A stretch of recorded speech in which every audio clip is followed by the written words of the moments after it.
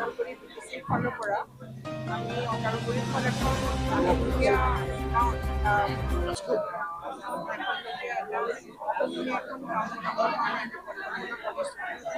ইতিমধ্যে আমাৰ বিটিচিৰ ফালৰ পৰা ইয়াতে এখন হেৰি আমাৰ মিনি কেবিনেট মিনি এছেম্বলি বনোৱাৰ কাৰণে আমি লৈছোঁ আৰু বহুতো পৰিকল্পনা আছে আৰু এই হেতুকে এইবিলাক নেট লগাই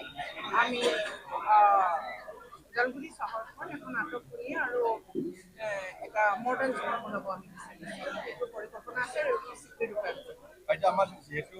বিটিচি ওদালগুৰি জিলা বৃহত্তৰ জিলা আৰু চহৰৰ আচলতে যি পৌৰসভা হৈ যোৱা কেইবছৰ হ'ল কিন্তু ইতিমধ্যে পদবিলাক বঢ়াই দিয়া হোৱা নাই এতিয়া বঢ়াবৰ কিবা ব্যৱস্থা কৰিছে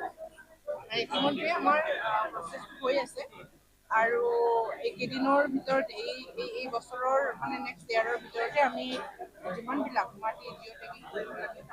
প্ৰচেছ আছে সেইবিলাক আমি ইতিমধ্যে কাম সম্পূৰ্ণ হৈছে আৰু আমি নতুন ৱাৰ্ডবিলাক আমি অতি শীঘ্ৰে আমি ডিক্লেয়াৰ কৰিম কেইটামান 10টা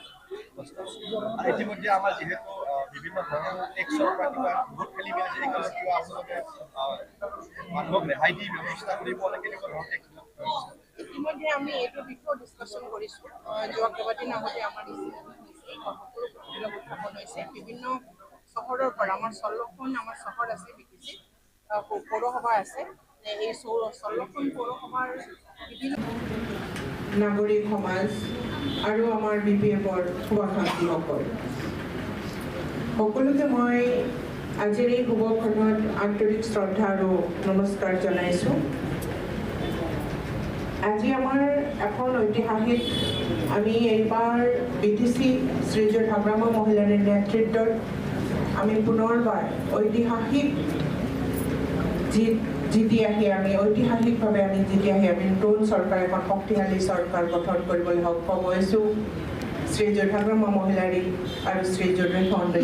ডাঙৰীয়াৰ নেতৃত্বত